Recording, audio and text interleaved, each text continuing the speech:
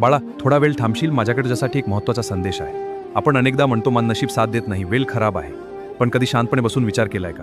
तुझा खरा शत्रू बाहेर नाही, तो तुझ्या आताचा. तो शत्रू म्हणजे आळस.